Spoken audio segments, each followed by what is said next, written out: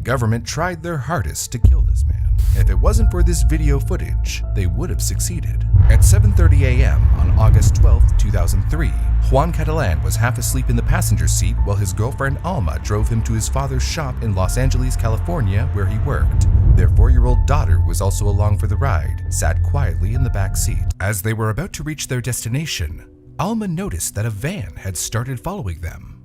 Juan checked the mirror and spotted it too. As they pulled into the shop's lot, Alma quickly parked, hoping the van would continue past. But it didn't. The van pulled in right next to them and stopped. Juan opened the door to step out and found himself staring straight into the barrel of a gun. In that split second, the only thought running through his head was, "I'm dead." In only a matter of 30 seconds, they were surrounded by several men in plain clothes with guns drawn, aggressively shouting, "Get down! Get down! Get down!" The entire situation was surreal. It seemed like they were being attacked by gangsters until the radio beeped in their hands and Juan realized it was actually the police. But why were they here? He watched his girlfriend scream at the police to let him go while their daughter sobbed in fear. Neighbors peeked out from their windows in disbelief, watching a peaceful morning turn into chaos. With so many men around, there was no use resisting. Juan eventually fell onto his knees with his hands behind his head. His mind buzzed with confusion, but everything went silent the moment he saw his dad peek out of the workshop. The one person Juan never wanted to disappoint.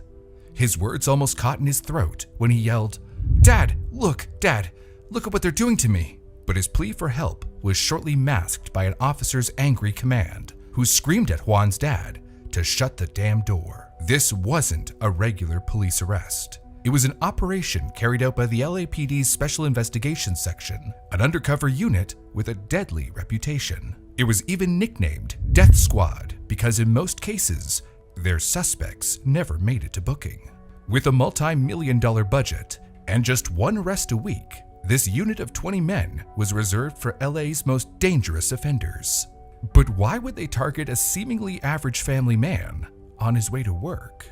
The question kept ringing in Juan's mind as the officers threw him face down against the asphalt and cuffed his hands. They didn't read Juan his Miranda rights or give any explanations, simply pushed him into the van and took him away. Inside the van, Juan kept asking the supposed police officers, "Why is this happening?" According to California law, it is mandatory for the police to explain to a suspect why they're being arrested, but none of that happened here. Soon, Juan was thrown into a cold jail cell all alone, left to his raging thoughts and a sick feeling in the gut. He was losing hope that the police would give any clarification soon, but then he overheard a conversation between two of them. "Who's that?" asked one of the officers, and the other replied, "It's our 187 suspect. Penal Code 187, homicide." Juan felt his heart drop. He knew then there would be no easy way out of this situation. Who had he supposedly killed, and why was he the suspect? After 6 agonizing hours of anxiety and raging thoughts, the cell's door finally opened. 2 LAPD detectives, Martin Pinner and Juan Rodriguez, entered with blank expressions. The calmness distressed Juan even more, urging him to ask, "You're getting me scared, dude. What's going on?"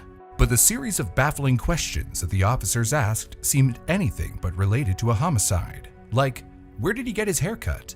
Where did he bank? Did he ever work at McDonald's? Was he ever in a dance crew? What were his teeth like? And finally, coming to the point, the officers asked, "Do you have any idea why you're here today?" To which Juan shrugged. That's when they pulled up a sketch of a man's face, which according to them looked exactly like Juan. They added that multiple witnesses had seen him murder 16-year-old Martha Puebla on May 12, 2003. All color drained from Juan's face. "Please, that's not me," he pleaded, but the detectives weren't having any of it. They pressed him more by asking questions like, "Why did these people pick you out, Juan?" They didn't listen to Juan's suggestion to take a lie detector test and kept on pointing out how they know that he is a killer and is simply denying it. Juan pleaded for his life. "Please, I'm begging you. I had nothing to do with this. I swear to God. I have 2 daughters that I love so much, man. I did not do this." "You killed somebody," the officer accused again. Confused and exhausted, he finally said, Those are very strong words right there. I would never kill nobody. And I'd never do anything to hurt anybody. Thought you went after the bad guys. After a continuous back and forth with the officers clearly trying to get a confession and Juan's refusal to submit, he is sent back to his cell, but not before leaving behind his final words.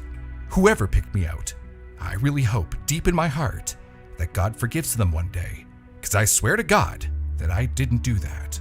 The officers had made one thing clear. They didn't see Juan as a suspect.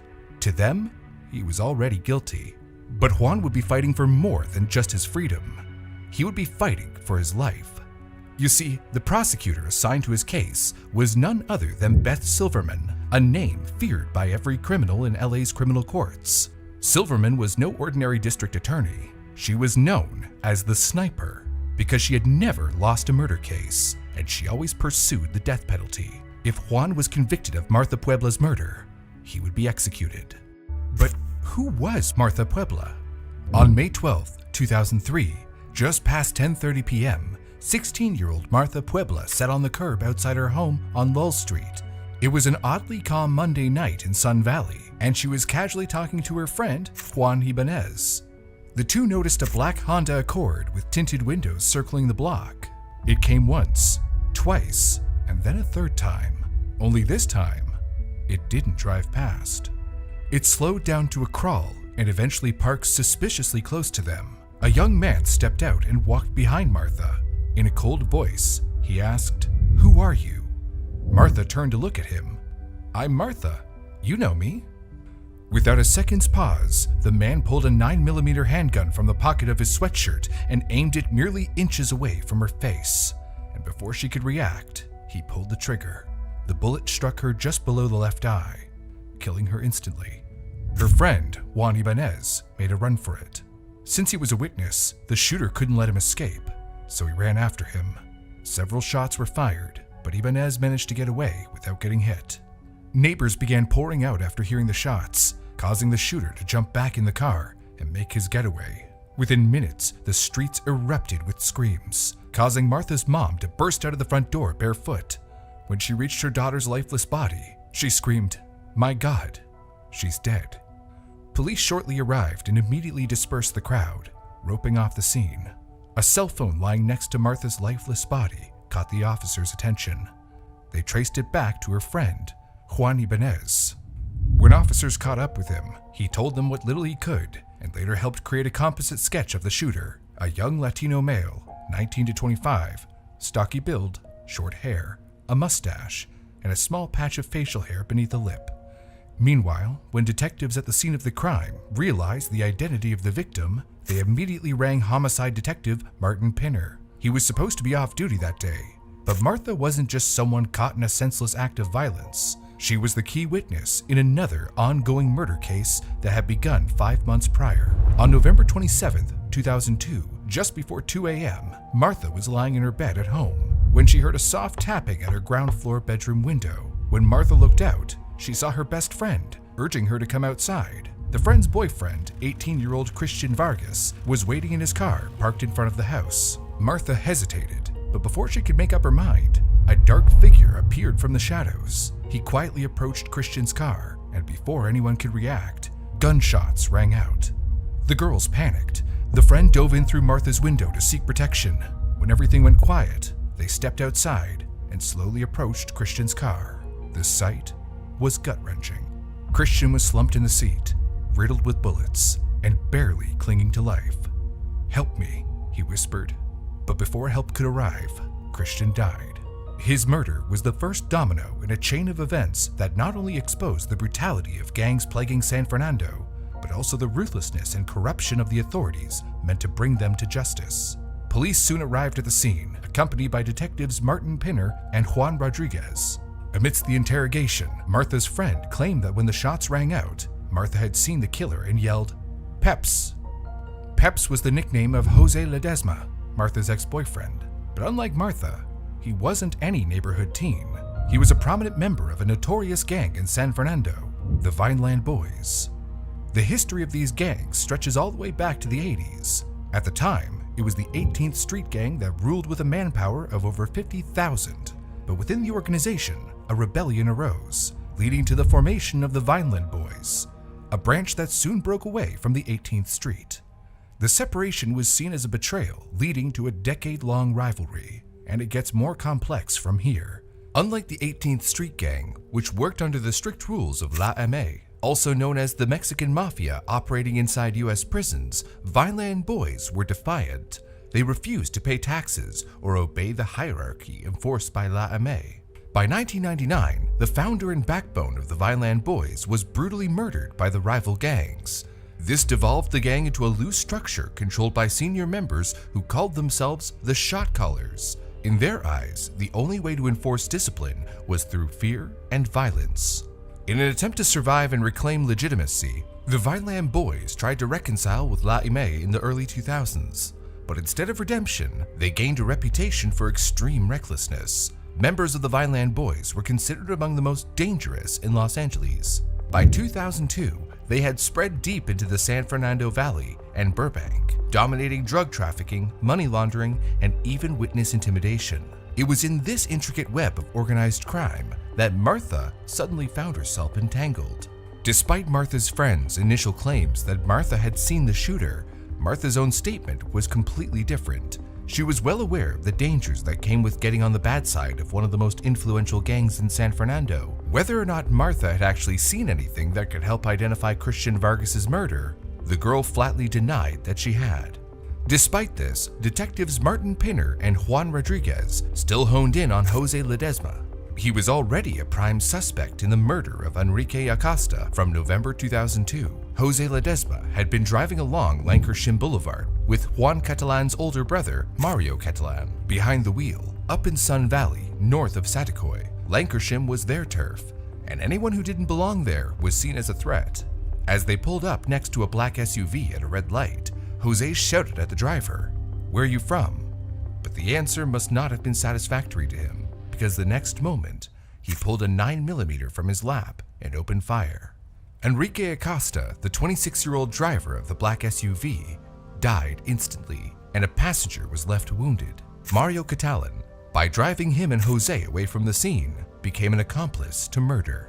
When the cops conducted ballistic testing, they found that the same 9mm pistol that was used in Enrique's murder was also used to shoot Christian Vargas. This gave detectives probable cause to search through Jose Ledesma's home while he wasn't there. Hidden beneath a mattress was a loaded assault rifle and letters from incarcerated Vineland Boys members. It didn't take long for Jose to find out that the cops had searched through his residence and that a warrant had been issued for his arrest. In response, he, Mario Catalan, and Mario's girlfriend slipped out of California and into Mexico. They planned to stay low for a while and gather funds to hire a high-caliber defense attorney. But that plan backfired big time. 2 days later, Mexican authorities received a disturbance call at a Tijuana motel. Turns out Mario had a fight with his girlfriend, and when the cops arrived, Mario's girlfriend accused both men of being wanted for murder in Los Angeles.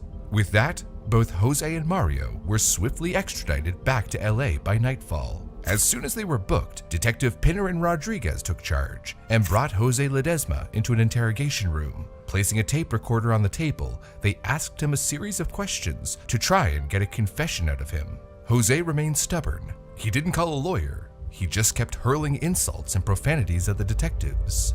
"You got the wrong person, buddy," he said. To which Detective Pinner responded, "Okay, I don't believe you, and I have the evidence to prove it.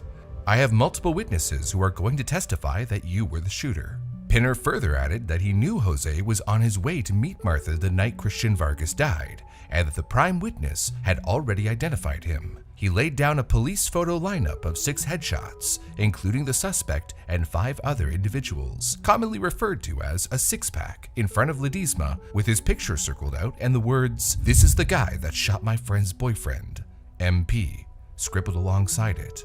According to the detectives, Martha Puebla had decided to testify against Jose after all. Jose froze for a second, but tried to keep a straight face.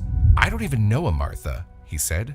After exhausting several tactics to get Jose to spill the beans, Pinner decided to change his approach. The detectives brought Mario Catalan into the interrogation room and revealed that a handgun had been recovered from their vehicle. That news sent visible shockwaves down Mario's spine, but the real giveaway was in the panic that would soon ensue.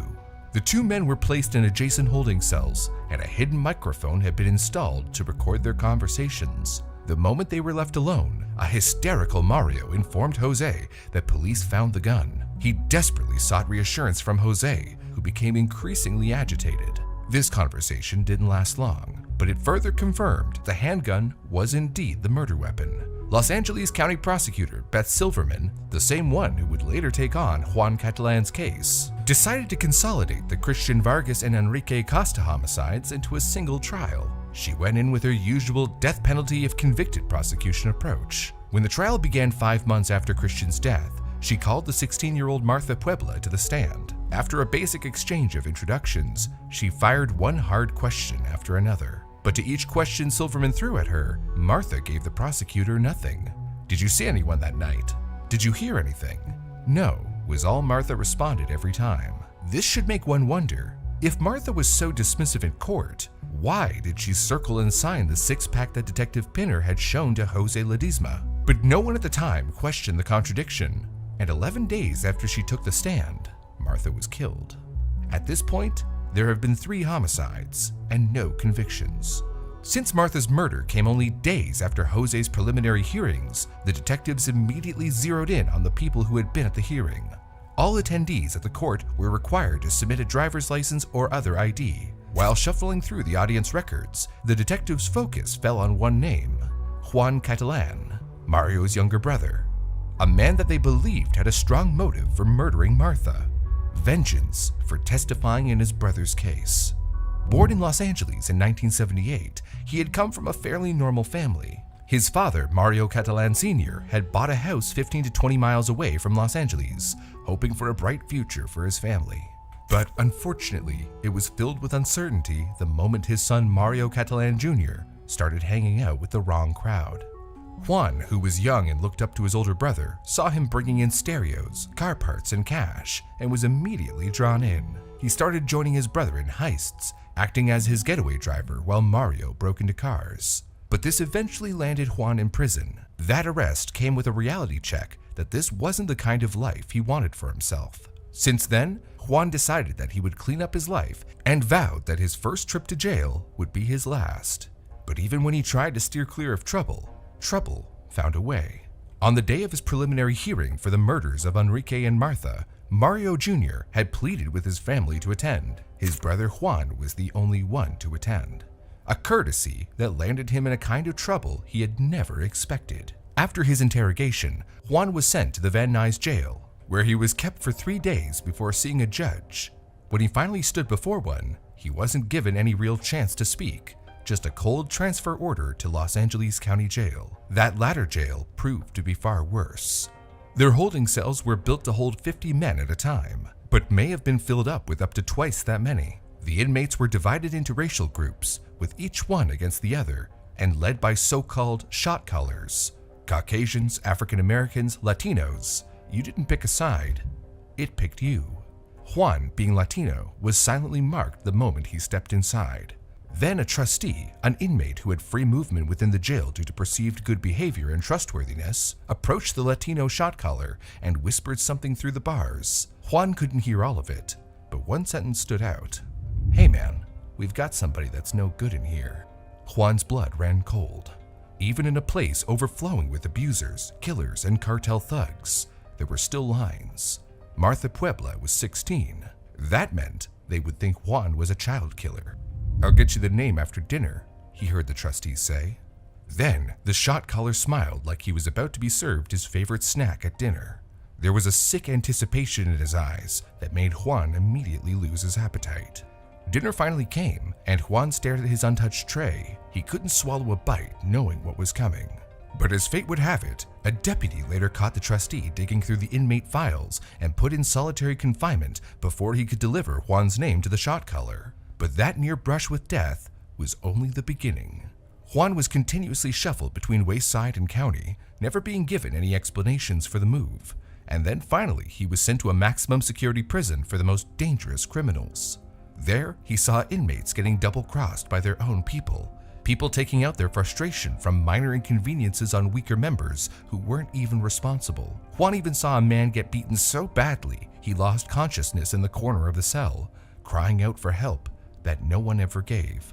A grown man yelling like a kid, Juan remembered, and nobody's coming.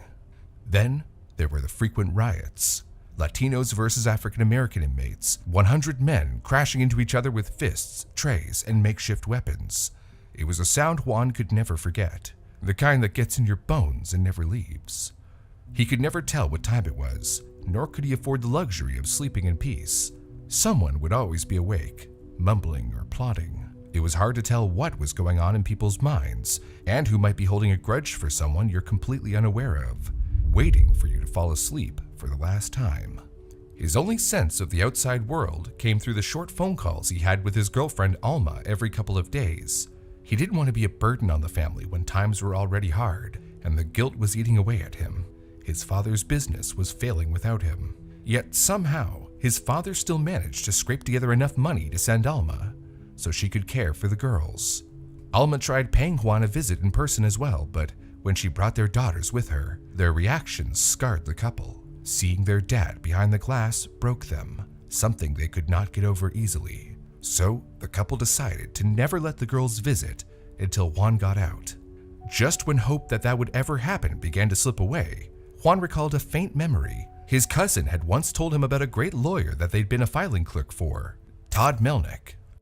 Oh, ouch. Oh, hey Grill, what's up? Oh, hey, bro. Geez, I wish I had a great lawyer. You see, I received a workplace injury due to negligence of another party. Ouch. Well, you could always contact... Does this sound familiar to you? Well, if so, I might have a solution for you. Hi, I'm Grill Burns. Have you ever heard of the Bill of Wrongs? Yeah, me neither. You know what I have heard of? The Bill of Rights. And so have our sponsors, Morgan & Morgan, because they defend your rights if you've been wronged. Morgan & Morgan is America's largest injury law firm with over 1,000 attorneys and more than 100 offices nationwide. You can check out how much a client in Florida got. The insurance offered $350,000, but Morgan & Morgan got them a whopping $12 million. Another client was offered $0. You kidding me? Well, then Morgan & Morgan comes in and gets them $20 million. They've been fighting for people for over 35 years. Ready to battle it out if you end up working with them. Wiccaw! So listen up, if you get injured because of someone else's negligence, you deserve to get paid. And guess what? Their fee is free unless you win. You can start your claim now with Morgan & Morgan by clicking the link below in the description or by scanning the QR code on screen. You can just fill in a bit of info and click start your claim. Easy peasy, come on. Because you know what I always say? If you want a fortune of massive proportion, you can check out Morgan & Morgan. And now back to our regularly scheduled programming where our guy Juan found himself a spectacular lawyer too. Juan reached out, and not long after, Todd walked into the jail and sat down across the glass. Juan didn't see the accusation in his eyes that he had seen in everyone else's. Todd got straight to business, asking about the details of the case and the authorities' threats of the death penalty. Then he leaned forward and asked Juan a simple question. Do you remember where you were? Juan paused and thought hard. Martha had been murdered months ago. He struggled to recall anything specific. After a few more questions, Todd ended their meeting with one sentence that made Juan feel like an elephant had lifted one of its feet from his chest. I'm gonna get you out of here. With that, Todd left as Juan sobbed in relief. When he later talked to Alma about the lawyer, she immediately reminded Juan that the murder had been on May 12th, Mother's Day. He'd gotten last-minute tickets for a Dodgers game, hoping to convince his mom to go, even though he knew she wouldn't. Coincidentally, Juan wasn't planning to go either, despite never missing a Dodger game in years. He changed his mind last minute and took his 6-year-old daughter, Melissa, cousin Miguel, and friend Ruben. That was it. That was his alibi. Juan quickly told Todd in his next meeting that he was at the Dodgers game that night, and with that, every little detail about the match started coming back to Juan. It was a tense battle between the home team and the Atlanta Braves. What started as a 4-4 tie later flipped entirely with the Dodgers losing 11-4. He even remembered stopping by the cart for baseball cards and snacks. After listening carefully, Todd asked Juan if he still had the tickets for the game, to which the man eagerly responded that he remembered keeping the ticket stubs as a keepsake. Now all that was left to do was for Alma to find the stubs from a game that happened months ago. But after ransacking through the place Juan told her to look, Alma found nothing. But Todd wasn't ready to give up just yet. He urged her to turn that place upside down if you have to. And that's exactly what she did. Finally, inside a Dodgers envelope, buried deep in a dresser drawer, she found the 2 ticket stubs. Juan got excited, but Todd gave him a reality check.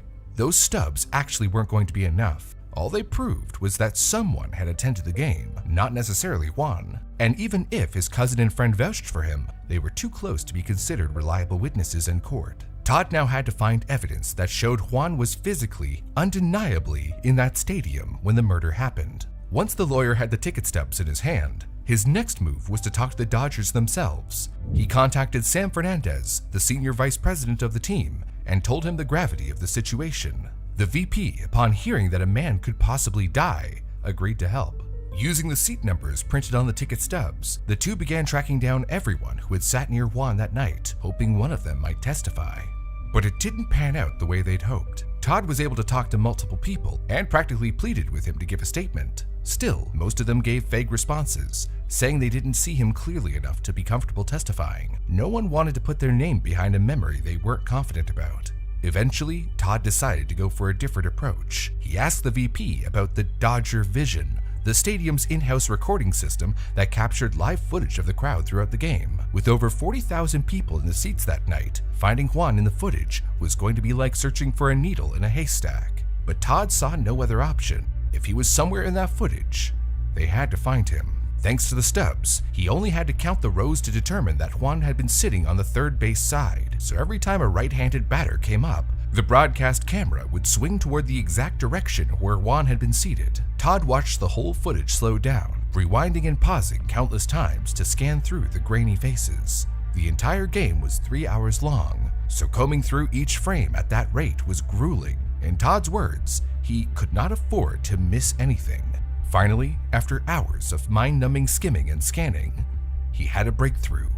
There, in the pixelated footage, was the blurry figure of Juan Catalan sitting next to his daughter. He finally had visible evidence of his presence at the Dodgers game that night. But there was one problem. The resolution of that clip was so poor that it was hard to make out Juan's features clearly. Todd's heart sank at the thought of the prosecution treating it as non-viable evidence. But the clock was ticking, and he had no choice but to present the evidence he had gathered so far in court. Juan's first preliminary hearing was set for December 17, 2003. After seeing the toll prison was taking on Juan, Todd knew he couldn't wait for a trial and needed to free that man as early as possible. He had even promised Melissa, Juan's daughter, that her father would be home in time for Christmas.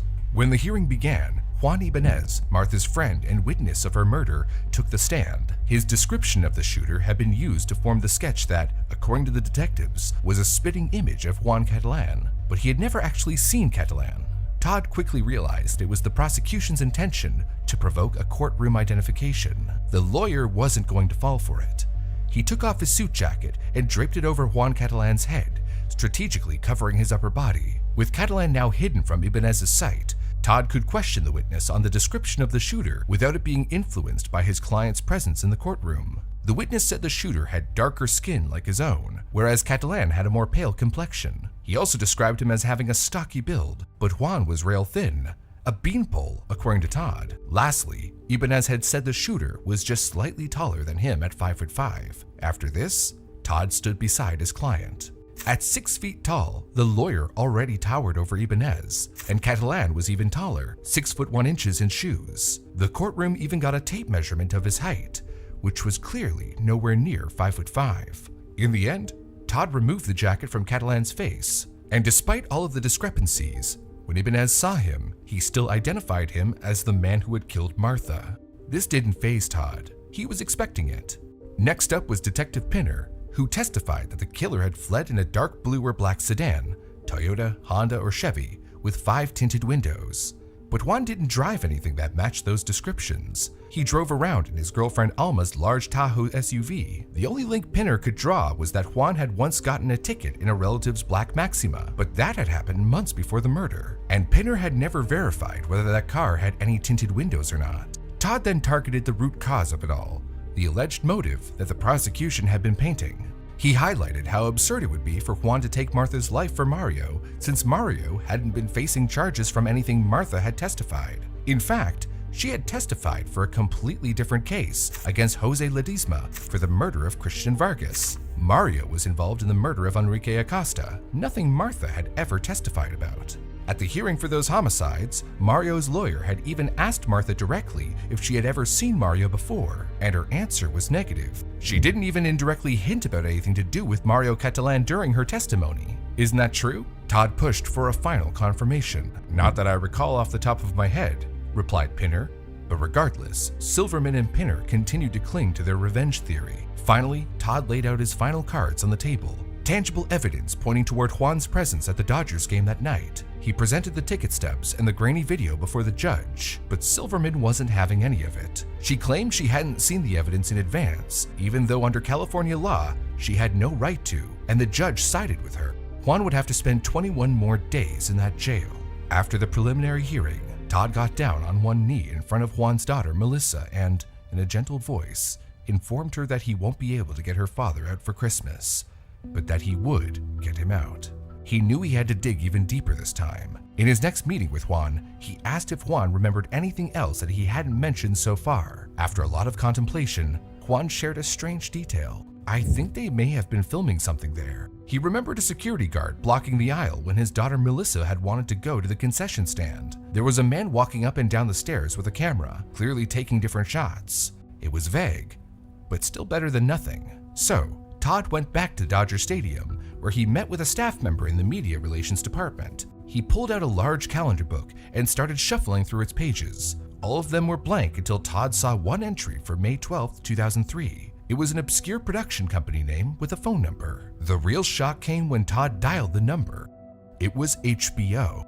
Upon Todd's request, they connected him with the executive producer of HBO's hit show, Curb Your Enthusiasm, Tim Gibbons. The moment the line switched, Todd said, "Don't hang up on me." He hadn't even explained anything yet. The lawyer told the executive producer about the stakes and how his client is in prison. Tim listened but explained, "We don't release pre-production footage. You'll have to wait until it airs in February." But Todd didn't have that kind of time. The next hearing was in January. "My client is facing the death penalty for something he didn't do," he said at his final plea. And that struck a chord because the producer said, "Let me talk to Larry David about it." Larry David was the co-creator of the TV show Seinfeld and star of HBO's Curb Your Enthusiasm. Todd had no idea who Larry David was, despite apparently being a fan of Seinfeld. Upon hearing the dire nature of the situation, Larry agreed to meet the lawyer the next day. Todd learned that on the day of Martha's murder, they had been shooting The Carpool Lane, Season 4, Episode 7 of the show at the stadium, where Larry picks up a sex worker and takes her to a Dodgers game.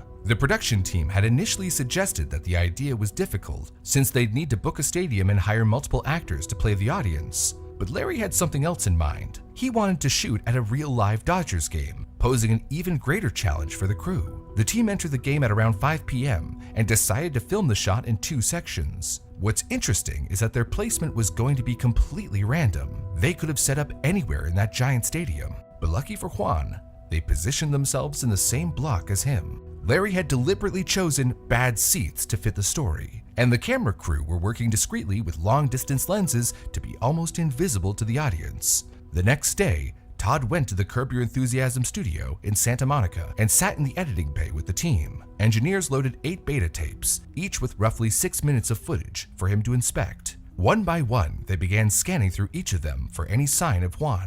Todd had almost lost hope when they got to the 5th tape, but then, suddenly, he spotted something. In a fleeting moment, a man in a white shirt holding his daughter's hand was stopped by security. Todd leapt from his chair. It was Juan. They rewound and confirmed it. And Juan wasn't just on that one tape. When he saw the rest of the tapes, he had been in 3 of them. This evidence could very well be Juan's ticket to freedom. Since the films were recorded with time codes, Todd immediately asked if they could see when the footage was taken. The first shot of Juan was at 8:55 p.m., the last at 9:15 p.m. And with that, Todd slumped back in his chair. He had the irrefutable proof that Juan was at the Dodgers, but it still wasn't enough. The murder had taken place at 10:32 p.m. They were still over an hour short. And just like that, the incredible footage they had found was nothing. Well, on its own at least. Prosecution had mentioned in the previous hearing how Juan had been confirmed within a 100 to 150 yard radius from the murder scene. Juan was dropping off his cousin Miguel at the time. so he could have easily left the game early and committed the murder. This put Todd back to square one. He needed to prove that Juan was at the game for a longer time. He went back and asked Juan if he remembered purchasing anything at the stadium, and though Juan recalled buying a lot of things, he didn't use a credit card, so there was no timestamp. Then Todd asked about cell phones, and that's when it hit him. Juan had mentioned that his girlfriend, Alma, had called him that night from a friend's phone when they were about to leave the game. Upon checking, they found a 49-second inbound call at 10:11 p.m. Todd then talked to Alma for confirmation, who said she had called him to ask if the game was over, and Juan had told her, "We're walking out of the stadium right now." The next thing Todd did was ring Tasha Boggs, a Nextel employee who had handled law enforcement requests for cell tower data. He requested Tasha to trace which cell tower was pinged when Juan received the 1011 call. It was tower NCA 6581, located directly across from Dodger Stadium, with a 1-mile radius. This confirmed that Juan must have still been at Dodger Stadium like he claimed. And as Todd prepared for Juan's next preliminary hearing, this time, he knew they had more than just a shaky alibi. They had hard proof. When the hearing resumed in January, Juan stared blankly ahead, making sure not to face the left side where Martha's family was sitting. He waited for Todd to come in and brief him, but the moment he entered, something felt different. He leaned in and whispered in Juan's ear, "It's over." Juan was confused, but it all quickly became clear. After presenting the HBO footage, Todd pulled out his trump card, Alma's phone call at 10:11 p.m., pinging from a cell tower that positioned him at Dodger Stadium. It was 16 miles from the murder scene. Juan couldn't possibly drive 16 miles, drop off his cousin, and circle the block 3 times in 16 minutes. The footage from Curb Your Enthusiasm proved that he was indeed at the game, so he couldn't have sent someone else with his phone to receive the call and create an alibi. Along with that, Juan's cousin, his friend, and his young daughter Melissa all presented their testimonials, how they had gone to the game together, how Juan had bought snacks for his daughter, and how they left after the last inning. The prosecution was speechless. In his final statement, he said, "This man would be facing the death penalty if he hadn't, by the grace of God, gotten Dodger tickets from someone the day before and invited these people and got caught on video from that HBO show. He's a lucky man."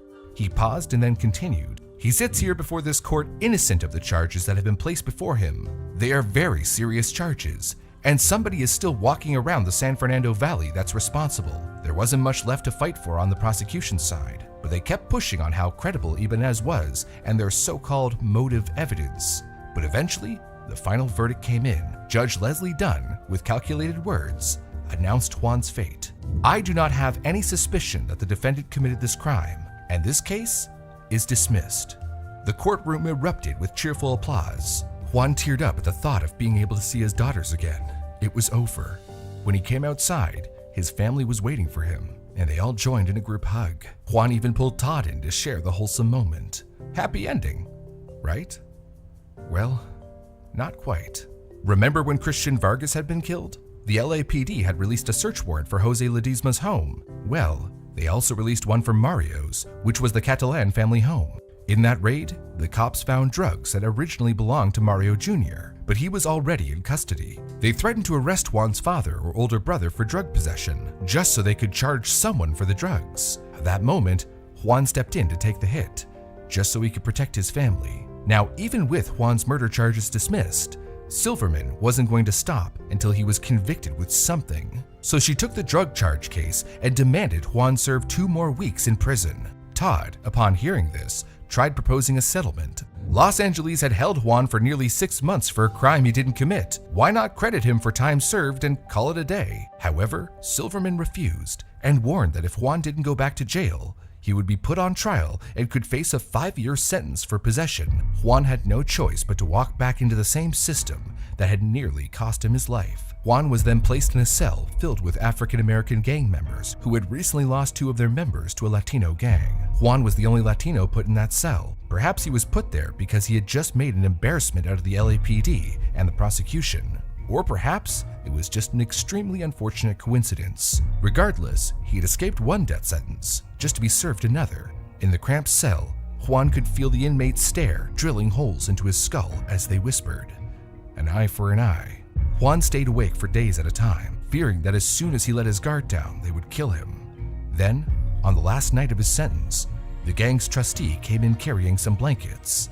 "Here's what you ordered," he announced to his fellow gang members. But Juan knew better. "If you know anything about jail, that's how you deliver a knife," he said. That night, Juan knew that staying awake was not going to guarantee his survival anymore. He called his girlfriend Alma to say goodbye and told his daughters how much he loved them. Juan couldn't believe it. He had fought so hard for his freedom, only to be killed the night before it was within his grasp. Disheartened, Juan lay down on his bed and waited. Just then, the deputy sheriff came to check the cell. "Are you all right?" he asked Juan. Among gangs, there's only one person worse than a child murderer: a snitch. So if Juan had told the sheriff anything, and the official didn't decide to do anything about it, Juan would have practically signed his death certificate. One of the gang members interrupted before Juan could decide how to answer. "Come on, Sheriff, we're all right." But the seasoned sheriff wasn't buying it. He called Juan down from his bunk and put him in a cell with all the Latino members. Juan Catalan survived his last night in jail. Once he was released from prison for good, Juan sued the city of Los Angeles and the LAPD, claiming wrongful arrest, false imprisonment, and intentional infliction of emotional distress. The case was eventually settled at $320,000. In the same year, the FBI joined in on the investigation of Martha Puebla's case as part of a larger operation against the Vineland Boys. Detective Rodriguez and Pinner were quietly removed from the case. Rodriguez was assigned to auto theft, while Pinner stayed in homicide investigation under strict supervision. The real culprit in Martha Puebla's murder was finally revealed in 2005 from that same hidden microphone installed in Jose Ledesma and Mario Catalan's adjacent holding cells. Jose was recorded making a call using the jail payphone. "Cokester, do you know that lives near my house? Her name starts with M. I need her to disappear. She is dropping dimes." It was a direct order to Javier Covarrubias, aka Cokester, to kill Martha. The recording had apparently been ignored for years, after it was badly transcribed twice by an external firm. But during the trial preparations for Christian Vargas's murder, Spanish fluent officers reviewed it, which led to the truth finally being exposed. LA Magazine puts it well. Police recorded the call, but the CD sat in Detective Pinner's desk, unheard. If he had listened within 5 months, he could have saved Martha's life. Within 8, he wouldn't have arrested an innocent man for the crime. Within a year, he could have freed the innocent man he arrested. But not only had the evidence of the hit order been there the whole time, the hit should have never been ordered in the first place. Remember how Martha had circled Jose Ledesma on the six-pack, indicating that she had seen him shoot Christian. But when she was brought to testify in court, she testified that she did not see who did it. Strange, right? Well, turns out Martha had never dropped any dimes. The circled photo, the message, and the signature were fake. Forgeries created by detectives Rodriguez and Pinner. Experts like Dennis Kilcoyne of the California Homicide Investigators Association tried defending the tactic, saying detectives could often lie to suspects about having DNA evidence against them or forged documents. But even they highlighted the basic lack of common sense in this entire play. You're not going to be telling gang members, "Miss Brown down the street saw you doing this," because you put their lives in jeopardy. Additionally, if the police believe that such acts have put the person in danger, it's standard procedure to warn them and provide witness protection. But Martha's parents shared in an interview how they received no such warning from the LAPD. This was further proved by detective logs that showed no indication of the detectives warning Martha or the parents. In 2008, the federal task force was able to crack a plea deal with the arrested Vineland Boys, Mario, Jose, and the shooter, Javier, aka Cokester. All of them pleaded guilty to killing Martha to avoid the death penalty and were sentenced to life in prison without parole. That same year, Martha's parents filed a federal lawsuit of their own, claiming their daughter had been killed by being unwillingly used as bait. In the end, the jury released its final verdict, and it wasn't what they had expected. Martha's parents were held 80% responsible for their daughter's death, whereas the detectives only 20%. The family was then awarded $1 as a settlement. Their sole reasoning for the decision was that they let their daughter be in contact with dangerous people and were negligent. Many felt the jury's decision was unfair, since Martha was not killed due to her correspondence with the gang members. It was only when detectives used her as a false witness that she lost her life. Even though the real killers were caught and Juan narrowly avoided being executed for a crime he did not commit, the justice system failed, costing one innocent person their life and nearly another in the process. Today, Juan lives a peaceful life with his family and is still working hard at his father's workshop. His and Martha's story serve as a powerful reminder that sometimes truth alone doesn't lead to justice. It could take timing, persistence, and sheer luck, to survive a broken system. Thank you for watching. If you'd like to support all of the people who worked hard to make this video, the best thing you can do is hit the like button, subscribe to our channel, and watch another one of our videos, like this one about 3 cases that were finally solved by regular, everyday people like you and me, and a 4th mystery that currently needs your help.